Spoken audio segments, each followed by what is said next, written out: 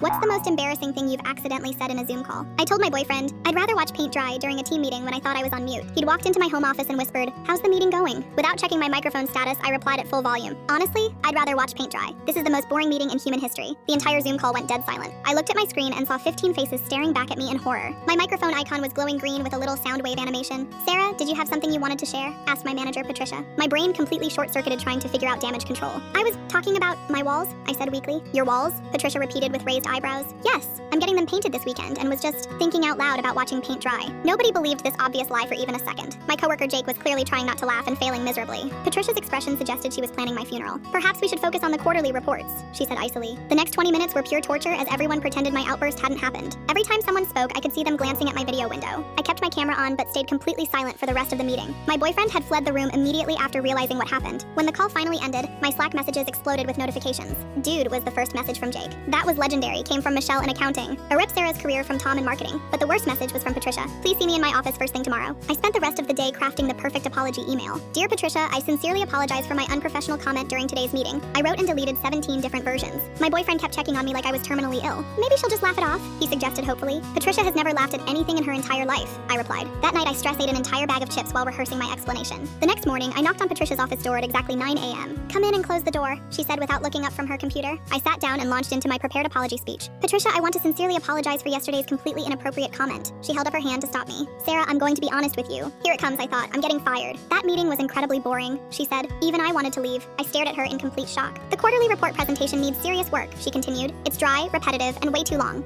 "So, I'm not in trouble?" Patricia actually smiled, which I'd never seen before. "You said what everyone was thinking, but next time, maybe check your mute button first." "There's going to be a next time?" I asked incredulously. "Oh, you're not going anywhere, but you're now in charge of making our meetings more engaging." So my embarrassing Zoom fail actually got me promoted to meeting experience coordinator. Now I start every meeting by reminding everyone to check their mute status. "Let's make sure we're all on mute unless we're speaking," I announce. "Trust me on this one." The paint drying comment has become legendary office lore. New employees get told the story during orientation as a cautionary tale. My boyfriend still apologizes for asking that question, but honestly, it worked out perfectly. I've never been in a boring meeting since, mostly because I'm the one running them now.